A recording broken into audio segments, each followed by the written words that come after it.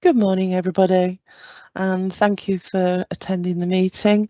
I'm Rebecca Metso. I'm the Acting Lead Governor who will be chairing this meeting this morning. I don't think we have any introductions that we need to make other than introducing myself to you. I think everybody on the call knows each other. Absences have been, I presume, sent through. I do know that we are still having a few issues with replies for meetings, which we need to check and encourage others to reply when they are able or unable to attend a meeting. Going down further down your agenda to item 1.3, do we have any further declarations of interest or items from the declaration of interest we need to recheck? Can I invite Alan Garbett to speak, please? Yes, thank you. I need to declare I've tendered my resignation to the Labour Party. Right, thank you for that. I'll take that as added to declarations of interest for the future meetings. Any further items on that? Karen Scott, please. Hi, morning everybody. I'm Karen Scott, Trust Secretary. Just a comment, Rebecca, if I might, and that's to say that the register does need updating post the elections for the public governor seats, because it still reflects 2 governors who decided not to restand. So by the time this comes to the next meeting, it will accurately reflect those in post at the moment. Thank you. Thank you for that. Right, moving on to item 1.4, which is the draft minutes of the Council of Governors Representation Committee meeting 8th of July this year. I've agreed those minutes. Does anybody have any items they wish to bring forward, inaccuracies or any comments referring from it?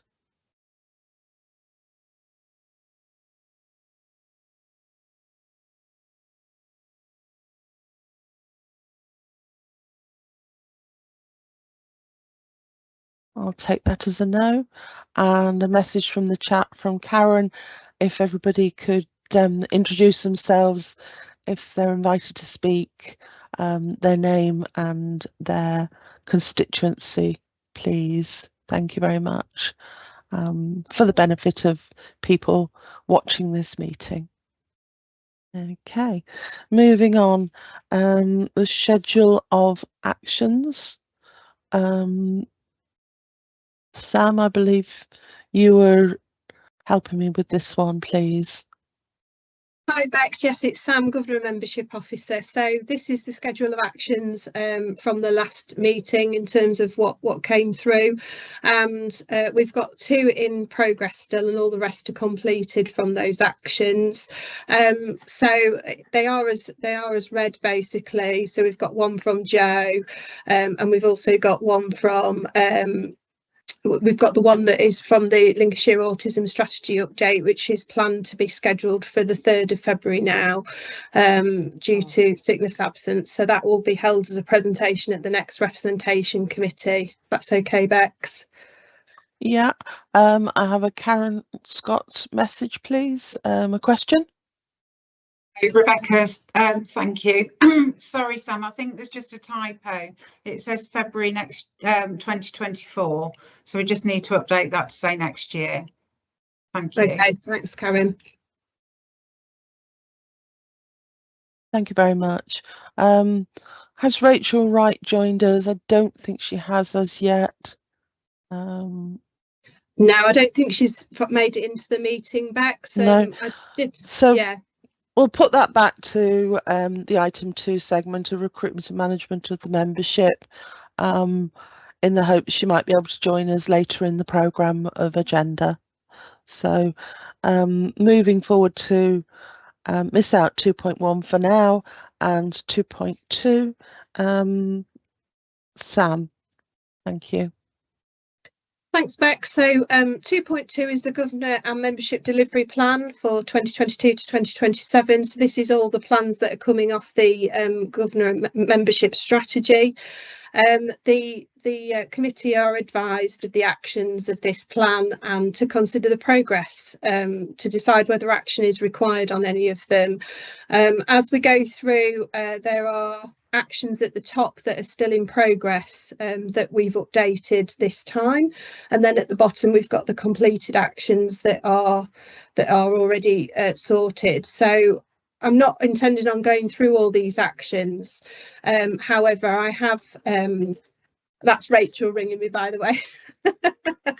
I have intended to go through the actions that I think we need to discuss.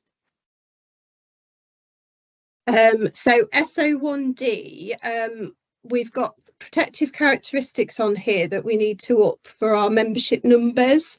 And I wanted to just point out that although we have had the 46 new members that are recruited at the East Coast Pride under the LGBTQ plus community, we still have quite a weightage in terms of more females on the membership and less males. And so really it was for the committee to consider ways and ideas of innovation that we could that statistic for males on the membership. If anybody's got any ideas on this meeting, if I could open that up now, Bex, before I move on to any of the other items.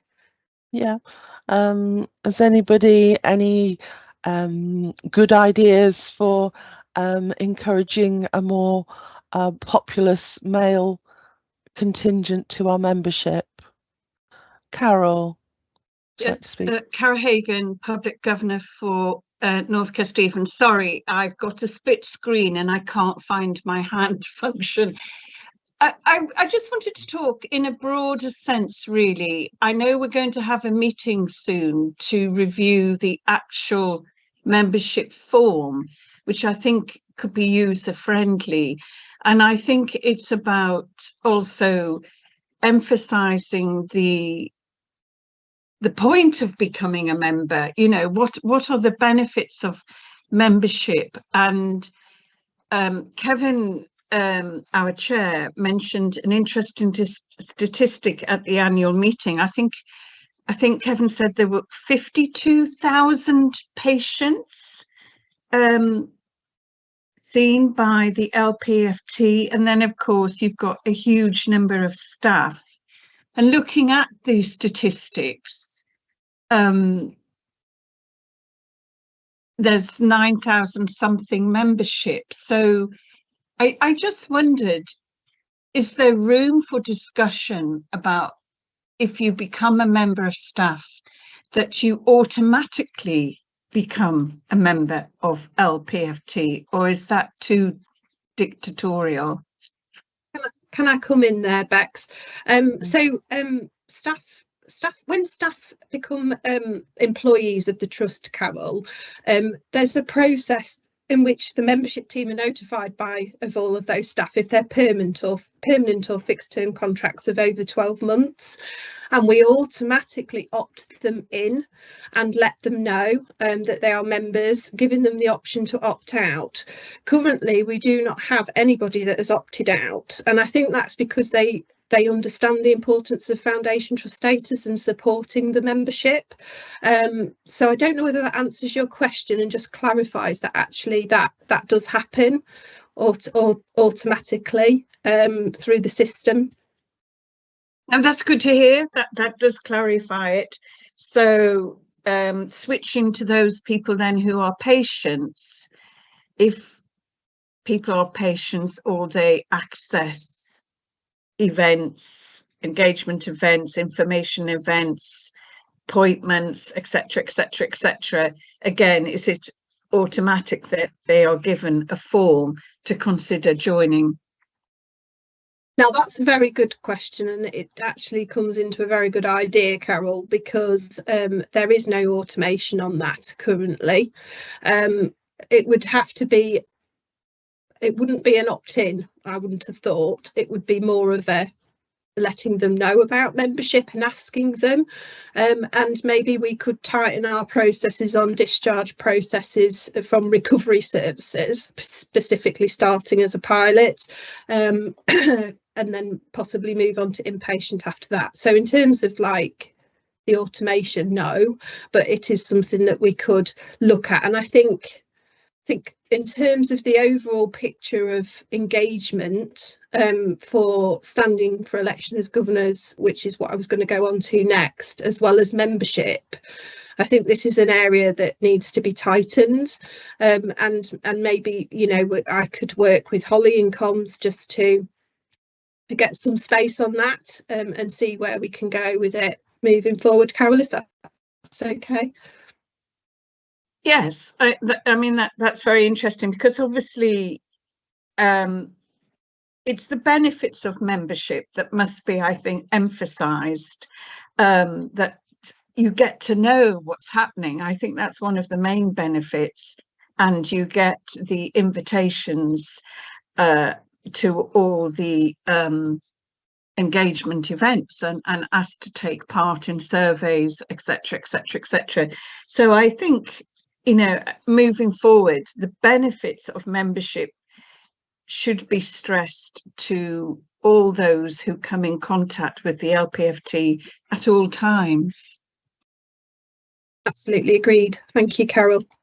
Yeah, before moving on, I'm just going to note that Kevin has put into our chat that there is no hand function for live meetings like this, and that if you had a comment to make, if you'd want to pop your hand up with your camera on, then I can see you and ask you to speak.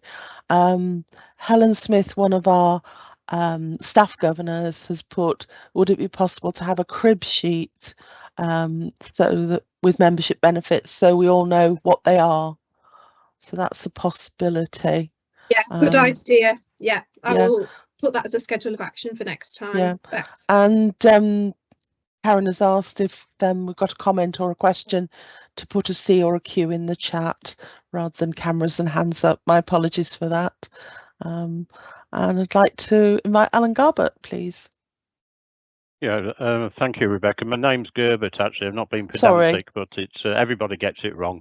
Yeah, in terms of widening the membership for men, I'm just wondering if the lack of take-up is indicative of men not being very good at asking for support for their mental health and reaching out to men creatively, maybe using the men's support groups, the Men's Shed, the Pro Bro, GP practices where we've got mental health practitioners, and doing it that way, and making sure that maybe a mental health practitioner mentions the governorship to people, the membership, sorry, to people when they come to seek support. Thank you. Yeah, Thanks for that comment.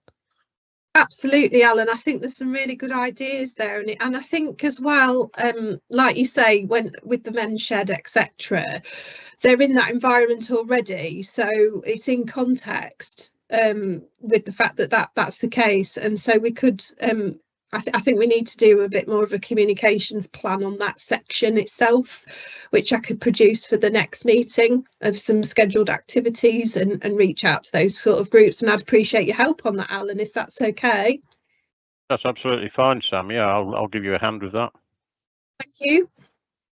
Thank you both. A message from a comment from Carol Hagan, because as you know, I keep on saying LPFT is Lincolnshire's best kept secret. So we need to be talking about us in the public domain. Would you like to continue on, Sam, with your next item, 2.3? Yes, thanks, Bex. So the other item, I think we're still on 2.2, but in terms of the plan for SO2E, I've highlighted that to talk to the committee about, because we have got some really good progress for next year in terms of facilitating service presentations as part of this meeting, to up our online communications and encourage our members to come to this meeting. So we're going to pick different services next year, starting with our work streams for autism in February. So that's something that's come about that we're looking forward to for next year for this meeting. And also I wanted to just highlight SO3B, which is engaging service users and carers to stand for election, which is in line with what Carol was saying about we engage the service user and carer members first, and then they are there ready to take up the offering of standing for election and voting in elections.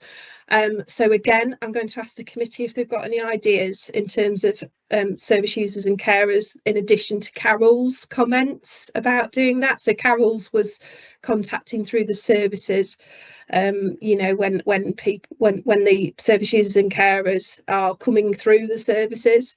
But if anybody else has got any suggestions, not forgetting that it can be service users and carers within the past 5 years as well, not just current patients and current carers. So if I could open that up, Bex, if that's okay, please.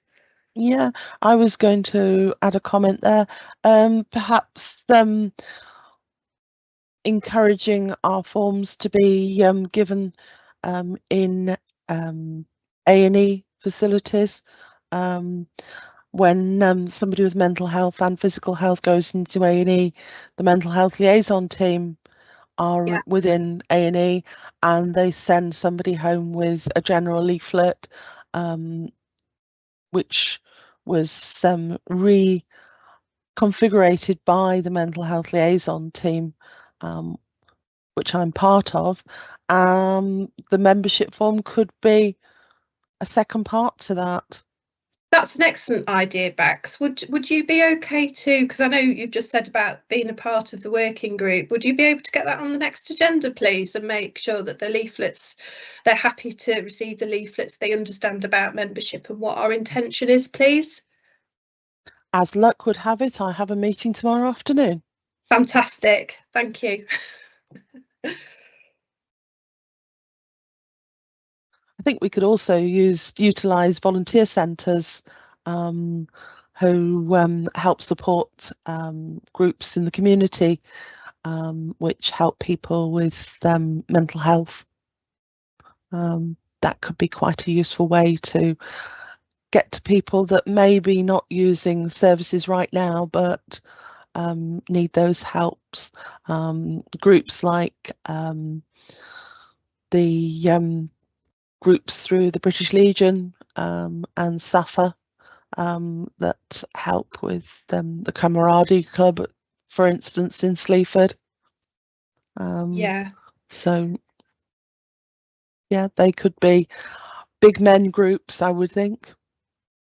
Yeah, I mean, Bex, that's really good ideas, and I think quite generally, you know, if the governors could have in mind that they've got sort of the membership leaflets on them, etc., and that they are, you know, sort of thinking about this with the groups that they attend as well. And one of the things I'll put in for the next meeting is doing a membership update info session for governors, so they can actually be updated about, you know, sort of promoting and some ideas and top 10 tips for membership recruitment, if that would be helpful, just as a refresher for those that are possibly back from being out of action, or those that just want, you know, some more extra information. I can set that up for next meeting if that's an idea that everybody would like me to do. Thank you.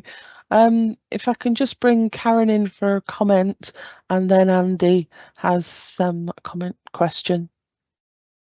Thanks, Rebecca, and sorry to have left it until the end of the discussion potentially, but historically we used to utilise a centrally populated list of places within the county, such as GP surgeries, dental surgeries, libraries, a whole raft of venues that members of the public would visit, some more on a more regular basis than others. It even included supermarkets. And I think it might be worth revisiting that, Sam, with a view to making sure that we've potentially got as up-to-date a list as we can, because I don't think we can. I think there's unending possibilities in terms of where we can place our membership leaflets. I think it's just about capturing those places where, you know, members of the public that may not have even been aware of our services and might be sitting in a waiting room and have the opportunity to read about them. So I'm more than happy to follow that up outside of the meeting, Rebecca. Thank you for that. I would also say maybe utilising TV screens in doctors' surgeries where we get all those very important messages. But Andy has something to say. Yeah, thanks, Bex.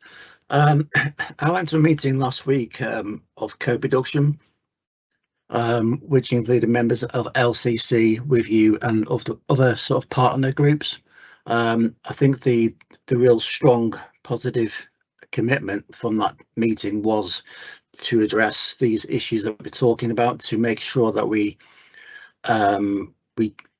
create ways to break down those barriers for men to sort of join our groups, to promote LPFT, governing body, and what we do across all spectrums. So I think there's a real clear commitment from that partnership, and there's work to be done.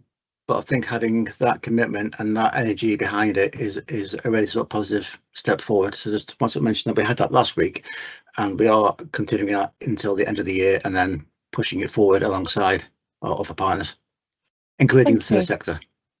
Thank you. Thanks. That's great to hear. Thanks, Andy. And again, if there's anything where you could have some leaflets and you're party to that information and you can get that in there, that would be really great. I would be really grateful for that. Yeah, thank you. Can I invite Alan in, please? Yes, thank you, Rebecca. Yeah, Alan Gerbert, Adult Community Staff Governor. I forgot to introduce myself last time. Yeah, I was just thinking, how are we going to reach the farming community, you know, reach busy lives, because they're the people that are often, you know, too busy to access, say, men's services and carer services. I just wondered if there's a provision there to be able to do that, somebody to reach out to centrally instead of going around every kind of farm and community, if you know what I mean. I think Karen has a comment. Is that relating to what Alan's asking? It is, Rebecca, thank you. So, Alan, I'm not sure whether you were able to visit the stand, but at our annual public meeting a couple of weeks ago now, Lincolnshire Rural Support Network had a stand, and they are the community organisation charity that support the agricultural community, not just agricultural, horticultural and wider. And I have got a contact there, and I'm more than happy to follow that up or direct that to Sam, because I think it's a really good idea. And, you know, we don't always think about, you know, that element of such a, given that Lincolnshire is one of the largest agricultural counties in the country, I think we need to be able to, if I can use the expression, capitalise on that specific community. Thank you, Alan. Thank you both. Also maybe tag into young farmers, because they may feel the isolation side of things through their work on the farm. So the young farmers clubs across the county could be another good opportunity. Sam? There's some really good ideas coming out here. I'm getting very excited about them all. Yes, I just wanted to mention about the farm to talk. I'm sure the governors were aware which was on a farm, but it was specifically geared towards mental health, which happened last Saturday. And I did link up with Talking Therapies and made sure they were up to date with our membership details so that they could take some leaflets along. Just coming back from annual leave, I've not had a chance to update that team for today's meeting, but I'm hopeful that we'll have some applications that have come in from that, and that was out at Donnanook, which was bordering one of our public districts. So hopefully there will be some scope that's come in from that, Bex, as well. Thank you. Can I bring Carol Hagan in, please? She has a comment. Yes, Carol Hagan, Public Governor for North Kesteven. Yes, I can't remember who made the comment. The stalls at the annual public meeting were excellent. And then I was suddenly reminded, some time ago, I'd talked about the possibility of LPFT setting up road shows throughout the county. I know that would cause a lot of work and, you know, getting people to turn up and run their stalls, but considering the time that farmers are tied up, you know, to move around the county at different times of the day on different days. So I don't know, South Holland, you know, a Thursday night, West Lindsey a Saturday morning. I just wondered if that idea had been considered. I know it would involve a lot of work and a lot of effort, but the stalls at the annual public meeting were just excellent. And if that if those stalls could be somehow channeled into a road show that went round the county, I just think that would be a marvellous opportunity to meet people and reach out to different communities. And posters advertising the event could be put up in village halls and local shops, you know, as a way of reaching everybody, and especially perhaps targeting farmers, targeting men. It's just a thought. Good ideas, Carol. Thank you very much for that. Bringing Sam back into the meeting. So that was just in response to Carol. So next year, well, towards the end of this year, I'm going to be working with comms on a communication plan for 7 talking therapy events around the county, covering each of the public districts. So we can factor farming into that and use our target communications to do that. So we're going to do some online ones for that as well. So we're going to do the 2. Really good idea, Carol. When you first said it was a good idea, and it's still a good idea, and acknowledging the work that would go into that as well, to get stands there, etc. We are planning to do that for next year, so we are planning to cover off all our public constituency districts. Thank you, Sam. Right, we're going to move back in the agenda now, and as Rachel Wright has joined us, we're going to ask Rachel to share her experience of being a governor with us. Hello, Rachel.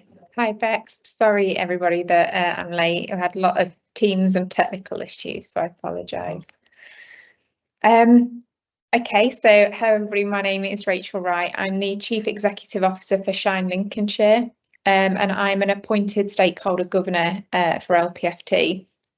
I thought it would be useful to just sort of catch, for those that haven't heard of Shine, what Shine is, so that it actually kind of makes sense of why I'm within this role as a stakeholder governor. Shine are a mental health and wellbeing charity. We operate across the whole of the county, but we also operate outside of Lincolnshire, bordering into other areas now. We've grown quite considerably over the last couple of years, and so we do actually operate broader than just our county. We're based in Horncastle, that's where you'll find Shine based, in a building called Burt House. Burt is our mascot, so it seemed fitting that our headquarters are named after him. But our work, as I've said, county-wide. Now, overall as an organisation, we believe that everybody deserves a life of value, enabling them to shine. And we work to cover all things mental health and wellbeing. We actually operate across all mental health, dementia, learning disabilities and autism. So we align to the MHD-LDA alliance priorities, of which LPFT work towards. And our services that we offer are quite broad. And we work as a partner with the system, so working with LPFT, Lincolnshire County Council and the ICB, as well as public health. And our key areas of work are grant administration, peer support, training and development, hoarding pilot in the East, youth work, a county-wide newsletter and sharing of information. We're the co-chair of the co-production network for mental health transformation alongside LPFT. We deliver, if I can get my words out, deliver hub services within Horncastle. We also deliver community connectors in both Stamford and Grantham. We also do work on behalf of NHS charities on the Long COVID project. We're here as the VCFSE representative for mental health, dementia, learning disabilities and autism within the MHD LDA Alliance Executive. So again, working with those partners that I mentioned. And we work with over... Sorry to interrupt you, Rachel. Can you just explain lettering and abbreviations? So MHD LDA stands for mental health, dementia, learning disabilities and autism. So as a partner working across the system, we work to tackle all of those issues. So although our organisation is focused on mental health and wellbeing, we actually work across all of those areas. And we work with over 300 organisations that are within the third sector, so the voluntary and community sector. We work with over 300 sort of small grassroots organisations, helping them develop and deliver their services. Just to touch on what was mentioned previously, that part of that work, which we could also do to expand that work, Bex, in terms of encouraging membership. We do that as standard, as within my role, but we could look to share more information. So I touched on grant administration. Shine administer the Mental Health, Wellbeing and Community Investment Fund and the Suicide Prevention Fund. That's an investment of just over 1 million that goes into the third sector of Lincolnshire to promote mental health and wellbeing awareness, as well as prevent suicide. And that means that Shine work with all of those organisations, gathering all of that data that feeds back into LPFT, Lincolnshire County Council and the ICB, the Integrated Care Board. So there's maybe something we could do to expand that to help encourage the memberships. To touch on myself slightly, I've worked in the third sector for over 25 years, and so whilst academically my background is actually law and business and leadership, I returned to university with a passion for communities. So community regeneration is kind of my personal passion. That's why I do what I do, and hopefully some skill that I bring to my role as a stakeholder governor. My overall passion is the power of community. I think we all have a sense of belonging, and I think if we have that, it enables us to feel that our life has purpose. And I think that overall is really good for our health and well-being. As an appointed governor, I represent my organisation and that relationship between LPFT and Shine, but I also have the same responsibilities as the other governors that hopefully bring forward some knowledge and expertise of the third sector. And the communities that I'm directly linked to support. I take that responsibility really seriously of representing our communities and our members. The one thing that I think being a stakeholder governor allows me to do is my day job means that I have a connection with a huge number of third sector organisations, and collectively they support tens of thousands of individuals through the support of the trust, but also our wider system partners. Within my role, to touch on what I have achieved in the time that I've had this position, supporting the recruitment of the NEDs, but as well as other internal vacancies, supporting with events, supporting with the awards, as well as the general business. The benefits that I found of being a stakeholder governor, when Sam asked me to talk about this today, I had to really think about what can I truly pick on that's been a highlight for me. And I would say that it's given me a real greater understanding of the trust and how the trust works, because I think to really represent and to be here for our members and our communities, I have to really understand the function of the trust and the complexities to its day-to-day operations. It's allowed improved partnership working. I think the relationship between my organisation and Shine and LPFT has definitely strengthened and benefited from the stakeholder role. Being able to understand the barriers and challenges, sometimes the decisions that I would sit within Shine and think, well, why does that not happen? Working as a governor has allowed me to see behind the scenes a little bit more to understand those complexities. And I think that overall that has meant that I've been able to work to improve services and actually encourage membership sign up and encourage with the organisations we work that actually if you can see issues, that becoming a member gives you that way to actually feed in and where we can grow and strengthen, because I think all services are always learning, we're always evolving. I would say it's also allowed me the ability to challenge in a respectful way and to actually help shape for the future. As well as just promoting the overall benefits of being a member and actually working with the trust, that they've all been some of my highlights. Challenges, I think for me, probably being a stakeholder governor, the challenge can sometimes be remembering that when I sit within this role, I'm sat here to represent the interest of LPFT, not necessarily the interests of my organisation directly. And sometimes wearing different hats can prove challenging, and you have to remember the priority of where you're sat. But overall, I think that that's allowed my personal growth and something that's definitely helped me within my profession. It's been a new skill. And probably the only other challenge is recognising that as a stakeholder governor, the reason that you're involved is probably slightly different to elected governors. And so sometimes that insight can be slightly different. But again, that's been really positive to learn from. So overall, my experience has been really positive, thoroughly enjoyed it so far. I've definitely learned a lot, and I definitely think Shine as an organisation has been able to take a lot from the experience that I've been able to help shape our future. So yeah, overall, really positive and really enjoy. So that's everything from me, unless anybody has any questions. Wow. Sorry, a lot of information. If I wasn't already a governor, I think I'd want to be a governor.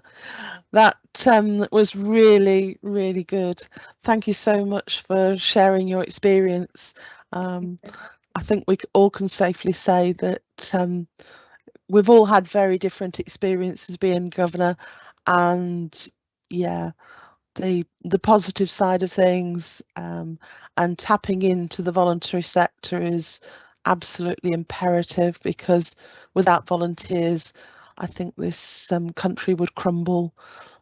So yeah, thank you very much, Rachel, for your time this morning and your time that you give so freely. So thank you.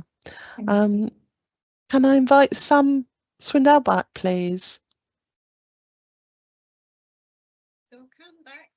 Hello. Hello. For the next paper. So thank you, Rachel. That was really good. By the way, thought it was excellent. 2.4. So the Council of Governors Representation Committee membership statistics. Now, this is usually in the Chief Executive report on the Council of Governors meeting.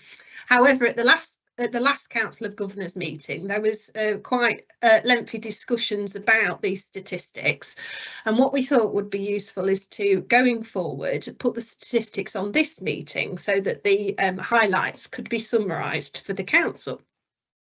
So this is to provide governors with the overview of the stats and to discuss the current membership figures to receive the report. So there are a few things that we've already mentioned in here about males, needing to recruit more males to the membership. But other than that, I'm taking it as read and wanting more questions and comments from the committee, please, on this paper.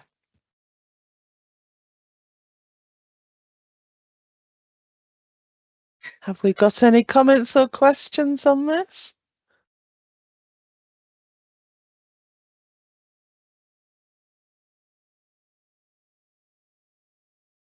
I would suppose membership statistics at this meeting is going to show us a way forward in helping with the recruitment of new members.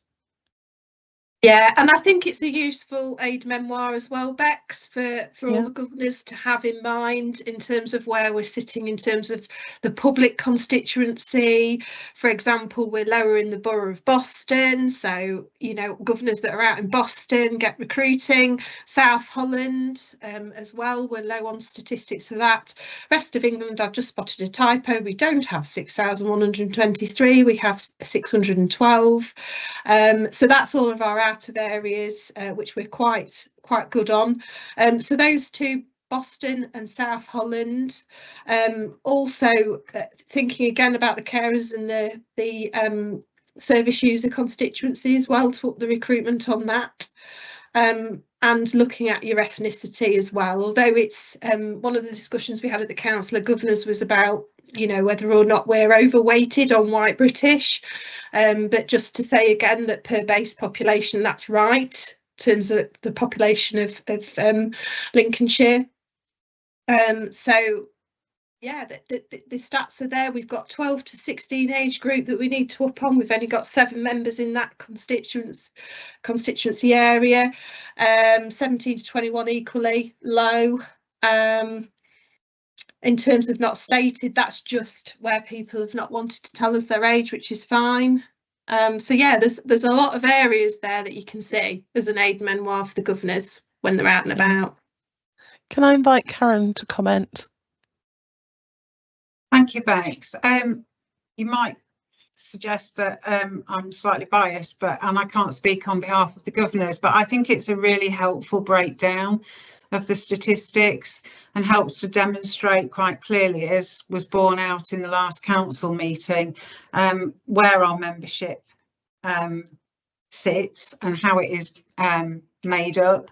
And I think it would be helpful to bring this on a more regular basis to this committee, so that actually those conversations can take place, and maybe in a little bit more detail. I think it links really helpfully to the earlier conversation regarding membership and all of those suggestions, and I think it'd be really helpful to monitor progress and any movement within those maybe less represented areas moving forward. Thanks, Bex. Thank you. And just going back slightly, I don't know whether I missed it or whether we've missed it, but a reminder to governors to check up your membership portal and update your details there, so that information that is sent to membership actually comes to you as a member. Alan, have you got a comment or question? Yes, it's just around the minority ethnic BAME individuals that do seem actually underrepresented on the governor's committee. I know our population represents, you know, a majority white ethnic culture, but I recently attended the Black History Month conference, and it was pointed out that actually people from the REACH network, that's the Race, Ethnicity, Cultural Heritage network that we support, aren't actually globally in the minority, they're actually in the majority. So the emphasis really was on changing the narrative around this and reframing from really saying that they are a minority group. So I think our choice of language as well needs just to be carefully assessed, really, if I may say so. Of course, you may say so. It's good to have these discussions and to make sure that you know, things like bringing forward to the governors who may not have been at that event with you are able to hear what has been said. So thank you for bringing that forward. with the recruitment of governors, it's always a tricky thing, and it's the recruitment side of things is the people that want to be a governor, and I suppose it's being a governor that tells other people just what a good thing it is. So perhaps we as existing governors can be out there in the community and at these kind of events telling people just an opportunity it is to be a governor. Yeah, you actually took the words out of my mouth, Rebecca, because I'm a member of the Reach Network, so I can certainly pass that message on and encourage people to join. Thank you. That's great news. Right, so moving on to involvement activities. Can I invite Linda O'Hara to the table, as it were, and welcome you to the meeting. Thank you, Bex. Morning, everyone. I'm Linda O'Hara and I'm the participation lead for the Trust. So I'm just going to give you a few highlights of 3.1 activity update. So just firstly to mention the Building Together focus group who support the Eradication of Dormitories programme, and they held a site visit on the 13th of September, and that was to promote the Golden Trowel event as the construction team advance with the new build at the Norton Lees site in Boston. And hopefully some of you will have by now seen some photographs, and it was certainly a well attended event, and there's real signs of progress now with the installation of the steel. So if any of you are sort of going past that way, you'll certainly see them advancing with the build. And the Building Together focus group on the 18th of October are looking at a review of the staff assistance alarms. So they're very well involved in all aspects of that new build. So just oh, Karen's just put a comment there about hopefully governors will have an opportunity to visit the site as well, so that would be fantastic. So older people and frailty services, so we've now completed our phase 1 and phase 2 of engagement, and that's been shared with our senior leaders, and I just wanted to highlight that the engagement work that we've done collectively was shared with the East Midlands Clinical Senate, and they commented, and I quote, that the panel felt strongly that the extensive level of engagement with a wide range of the public across a number of venues was laudable and in fact more substantive than is often seen for these reviews, and this should be commended. So you can imagine when we received that, we were all very pleased to receive such praise of how we've all work together. So both our team and of course the older people and frailty staff, and in particular I just wanted to mention Jackie Tyson. So we've had lots of support from Jackie and we've all worked really well together. And of course that engagement continues, and we're holding a cuppa and conversation event this Wednesday, 9th of October, between 10 and 12, and that's at the North Highcombe Town Council offices. So that's just another opportunity for members of the public, for patients, carers who want to come and have a chat with our staff about dementia services.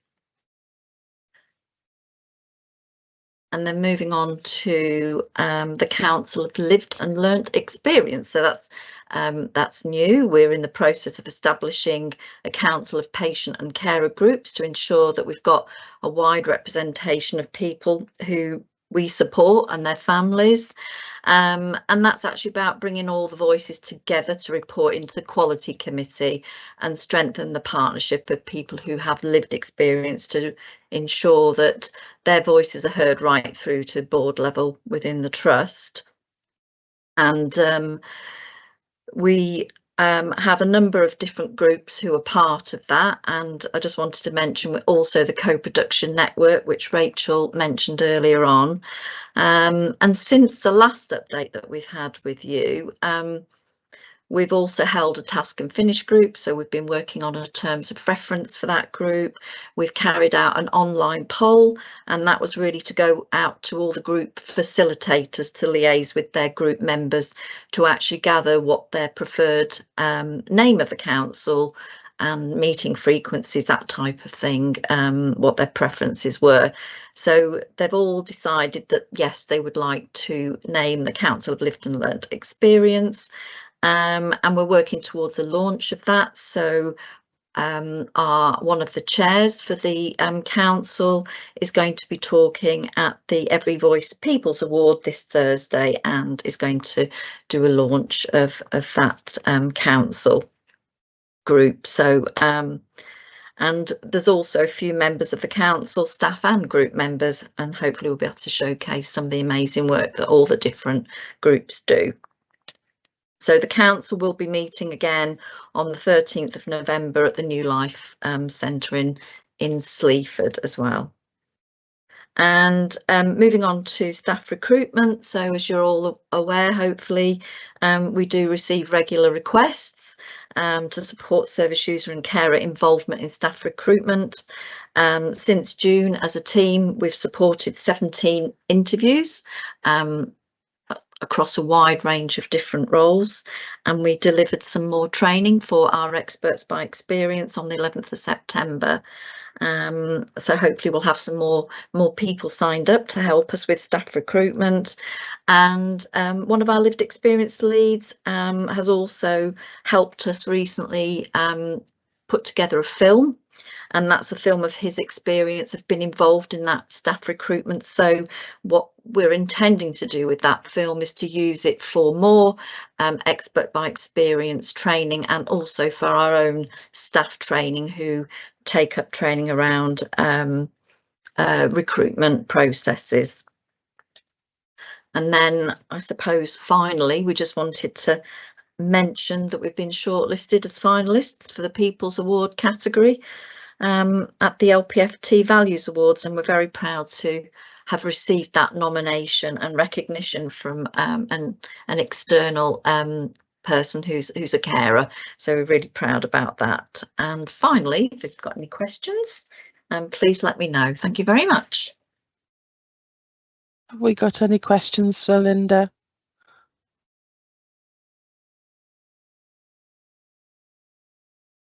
Comment from Carol. I think the attached notes are really helpful and interesting. Thank you, Carol. Thank you for that, Carol. Yes, it looks like you've been very busy and had lots to do. So thanks, Bex. Thank you for giving up some time to actually be with us. You're welcome. And it'd be interesting to see that film at some point. Yes, yeah. Perhaps we can share it with you. Yeah. Right, so with no hands up, nothing in the chat, then I will move forward with the next point. Governor involvement, opportunities in service, developments. So forward plan of development ideas for future meetings. Inviting Sam back. Thanks, Beck. So this is a list of activities in the next quarter coming off the development plan. It is for governors to note. It includes formal governor meetings, training events, board of directors meetings, trust events and external events. Just to highlight further to our conversation about the low members in Boston on Wednesday the 23rd of October, to encourage more governors to come to that Boston event to try and up the recruitment for membership if they're in the Boston area. You can come if you're further away if you would like, but obviously the Boston to do the priorities on what governors are attending. The Boston area governors would be good to attend there. This is not a comprehensive list. It gets updated all the time. All of these are actually advertised on the Governor fortnightly as well, and regularly updated every 2 weeks. And I can't stress anymore. We've had a lot of ideas. There's been a lot of groups mentioned on here. Would like to see it on this plan from governors. So if governors know that things are going ahead, to actually let me know so that I can advertise it on the Governor's fortnightly as well as on this ongoing report. Please. And I'm happy to take any questions. We've got the Governor's Development Day on there on the 21st of November for governors to have that in their diaries. We've got a lot of planning going ahead for that in terms of the co-production work. We've got a co-production working group of governors. That's also advertised on the Governor's Fortnightly if you want to be involved and you haven't yet put your name forward. So I'm happy to take any questions, Bex, of the committee. Well, I was just going to ask. I was just going to ask, the 9 AM start in Lincoln, is that a 9 AM start, or is it a little bit of leeway on that actual start time? I'm just thinking of governors travelling. Yeah, governors travelling from different parts of the county. Leeway. There is leeway. I mean, we generally put that as because that's what we did last time. But there will be leeway, and obviously the co-production working group can discuss it, Bex, if that's okay. Good. That's great. I was just asking the question because we've got a nice contingent of governors on the call today. So thank you for that. Any further questions? Comments? That would be a no. Thank you for that, Sam. Moving on to item 5, the ILOG report. Okay, so the ILOG report, for any governors on the call that don't know what an ILOG is, because it is a bit of a strange name unless you've actually sort of know what it is, but it's basically any ideas or issues or innovations that have come in through the membership to governors or from governors, and it's any sort of inquiries that they want to make. We've got a record of these, so what we do is we take the governor that raises it, put the date in, we detail the innovation or idea, etc., and then we put an outcome. So this is a record of the ones that have come in. What I will say is we are low on ILOGs at the moment. There was a discussion at the Council of Governors about us reviewing this, and we are going to plan it to review it for on the Governor's Development Day, so that we've got some discussion time. There may be a number of reasons why we don't have the logs coming in. It could be that governors are dealing with the inquiries, not reporting them. It could be that they're not coming in. It could be that we need to make our channels clearer so that we can get those to come in a bit more frequently.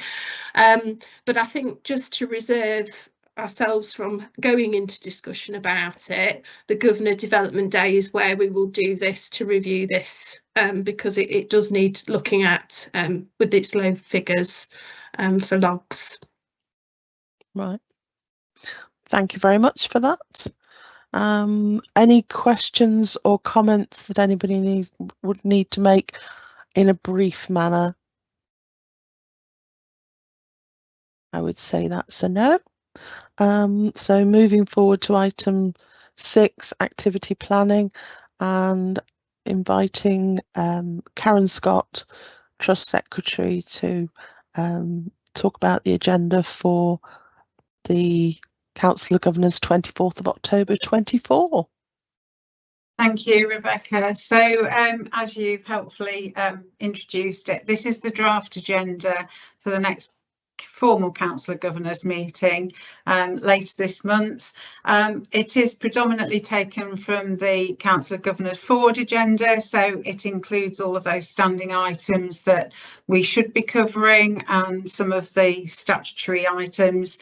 So really haven't got very much more to add than that, Rebecca. There are a couple of items that have been added on that wouldn't necessarily be on, but yeah, so it just takes all the standing items. If anybody's got any specific questions or thinks there's something missing, please do shout up now. Otherwise, this will be the agenda, which has been agreed in principle, but I'm happy to review if it's deemed necessary. Yeah, Thank I've got you. a question in the chat from Carol. I note 6.1, there is a COG 23rd of January 25. Is there a Council of Governors representation before this meeting to set the agenda?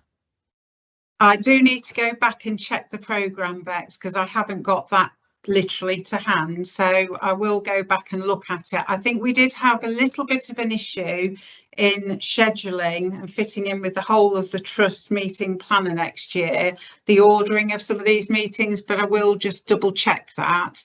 And if necessary, we will flex. It's more likely that they will flex the RepCon meetings rather than the Council of Governors. So thank you for flagging it, Carol. We'll follow it up outside the meeting. I was just going to say to you, at the bottom of my agenda, it says the RepCon meeting is 3rd of February. Okay, in that case, then we do need to revisit it, just look at it. We'll pick that up outside the meeting, Bex, and I will obviously ask Sam to communicate any changes that we might need to make, then we will obviously let all governors know. Thank you for that. Thank you for your question, Carol.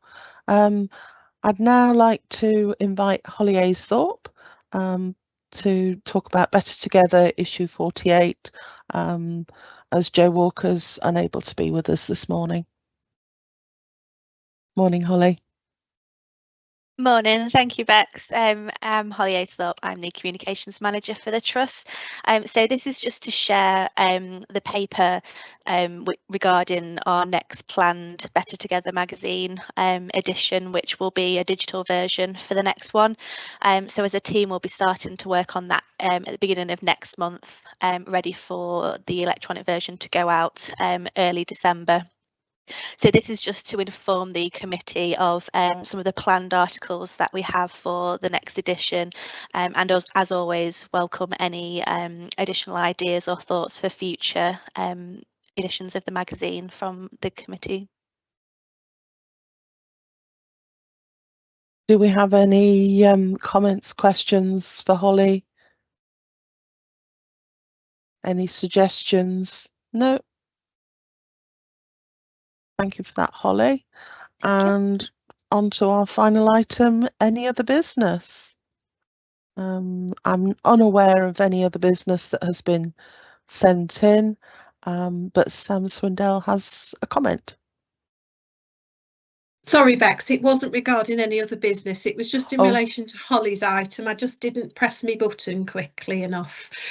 Okay, far away.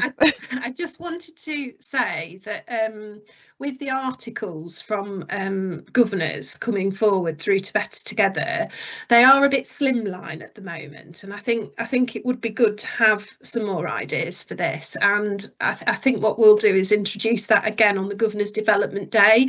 Because I put in one of the plans that I had a conversation with Holly, and she had a very good idea about the forward planner is quite scheduled, and so is the Governor Development Day. So it could be like a rolling item.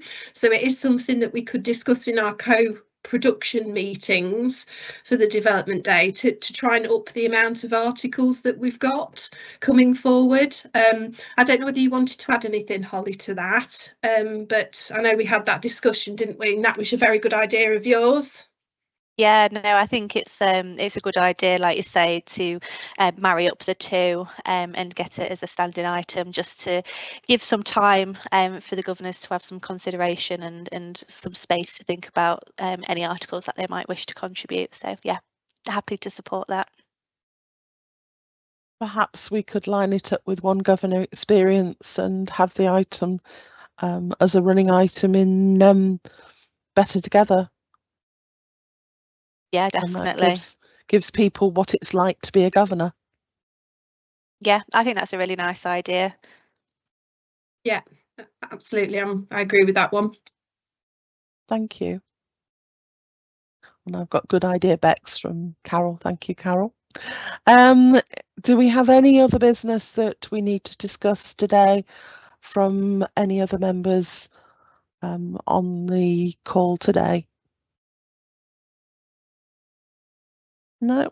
Well, we've got through our business very quickly today, so I thank you for giving up your time, and I would like to give you back another hour of your day. So please go and enjoy some nice lunch and have an hour on me. Thank you. We'll see you at the council meeting.